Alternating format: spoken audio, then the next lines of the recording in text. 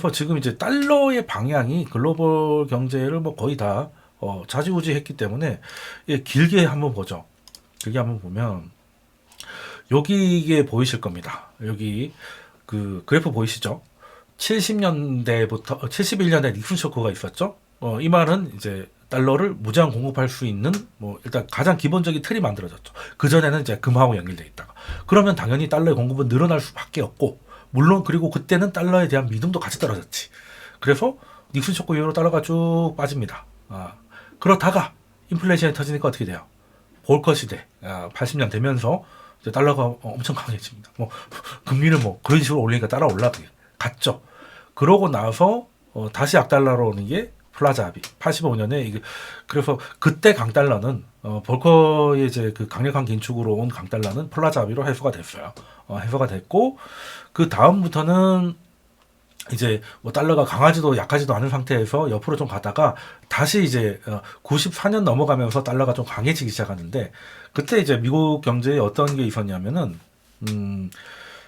이게 미국이 금리를 이렇게 세게 올리다 보니까 제조업을 할 수 없는 국가가 돼버린 거죠. 그래서 그 제조업이 다 뭐 소독이라든가 아니면 일본 뭐 이런데 심지어 한국 같은 데로 넘어와 버렸고 그래서 그 전까지는 미국은 제조업 강국이었거든요. 그 GM 같은 거, 네 리니 감사드립니다.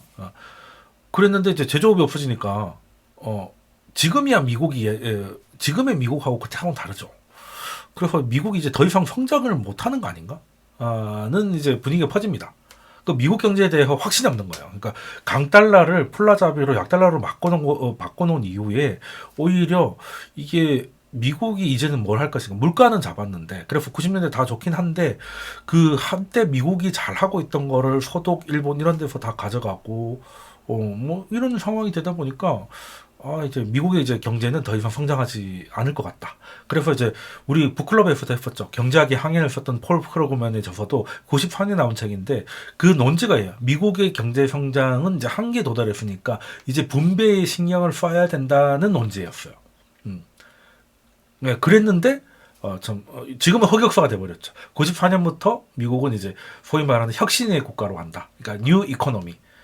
나중에 이제 이게 닷컴버블까지 가는데 그래서 그때만 해도 크로그만이 이제 뭐 인터넷 그거 뭐 팩스보다 더 뭐 변화를 못 시킬 거다라고 했다가 지금까지 박제돼가지고 놀림을 받고 계신데 뭐 그때 솔직히 누가 알았겠습니까 이렇게 뒤집을 줄. 근데 아무튼 그 94년부터 미국이 이제 새로운 이제 지금은 이제 닷컴 뭐 그때는 이제 인터넷 이런 것들이 나오면서 넷스케이프디 뭐 이런 것들이 나오면서 미국이 또 강하게 또 미국이 나스닥이 또 흥행몰이를 하면서 쭉 가다가 2001년 때까지 굉장히 강한 그래서 90년대 후반에는 쉽지 않았던 게 달러가 너무 강해요 또 물론 볼커 때보다 낫지만 그 볼커가 워낙 이례적이었고 그 달러가 그 닉슨 쇼크를 하기 전수까지 올라옵니다.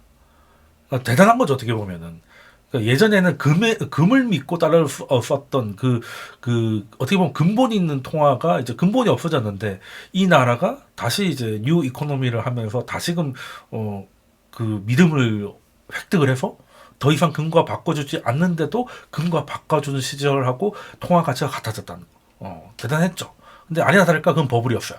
그래서 9.11이 터지고 9.11이 터지면서 연준은 뭐 했습니까? 주요 은행들 통화 수합을 하고 금리를 다 쭉 내리죠. 그리고 미국 정부는 이라크 전쟁을 일으키기 위해서 돈을 엄청 씁니다. 그래서 그 유명한 쌍둥이 적자라는 얘기가 나오면서 일단 미국 밖으로 달러가 다시 쏟아져 나오니까 금리는 또 주요 국가들이 다 같이 낮추니까 다시 약달러가 되죠. 그러고 약달러가 한참 좀 진행이 되다가 이제 2015년 뭐 이때쯤부터 미국이 금리 인상을 시작하면서 미국이 한번 핑 올라가기 시작하고 2014년 7월에 마리오 드라기가 뭔 짓이라도 하겠다. 그 유명한 발언을 한 이후로 유로가 작살이 나면서 이제 그때부터 소위 말하는 환율 전쟁이 시작되다 보니까 환율 전쟁이 이제 자국 통화를 약하게 하는 거잖아요. 그러다 보니 이게 달러가 일단 레벨을 한 이후에 그리고 팬데믹이 나오고 지금 다시 달러가 강세로 가는 국면입니다. 따지고 보면은 그 달러 약세 한 번 볼 것까지 그리고 플라자 합의까지 강세 한 번 플라자 합의 이후로 94년까지 또 약세 그리고 94년부터 닷컴 버블까지 또 강세. 그리고 닷컴 버블 이후부터 이게 뭐 그 금융위기 뭐 그리고 양적 완화 이런 것 때문에 또 약달러가 한동안 이어졌고 환율 전쟁과 이제 미국의 금리 인상이 시작되면서부터 이제 최근 코로나까지 해서 지금 현재 강세가 이어지다 보니까 지금 역대급 강세가 지금 이때 71년, 80년, 2001년 그리고 지금입니다. 그러니까 최근 놓고 보면 2001년 이후로 달러가 가장 강해졌죠. 이게 물론 그게 어느 정도 다 온 것 같아서 천천히 내려오긴 하겠지만 일단은 레벨 자체가 높아졌잖아요. 방향은 다시 돌린다 하더라도. 그래서 지금은 이게 굉장히 이게 71년부터니까 보통 한 번 방향 잡으면 한 5년 쭉 가더라고요. 가만 보니까 그렇지 않습니까? 보통 그런 것 같은데 뭐 딱딱딱 떨어지진 않는데 보통 요때에서 요때까지가 거의 한 10년 갔고요. 9년 갔고 뭐 요때는 근데 너무 국적이라 가지고 좀 짧은 것 같고 그리고 요때도 뭐 사실 한 5년에서 한 6년 정도가 있었고 요것도 따지고 보면은 요건 좀 길었네요. 한 10년 정도 되는 것 같고 그리고 이제 강세가 지금부터 강세가 아니잖아요.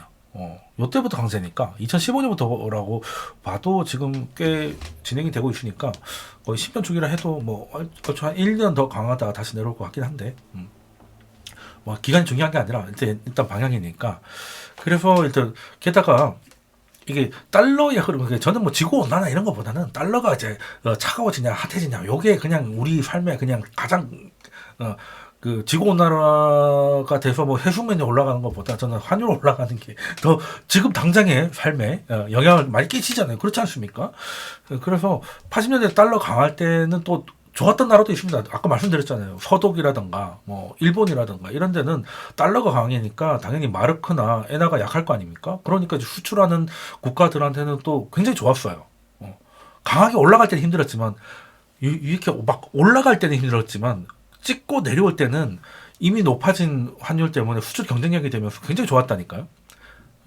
그랬었고 우리도 그렇잖아요. 이게 달러가 고점 찍고 내려올 때, 즉 우리 기준으로 환율이 고점 찍고 내려올 때가 아주 코스피가 좋은 시절이었다라는 거고.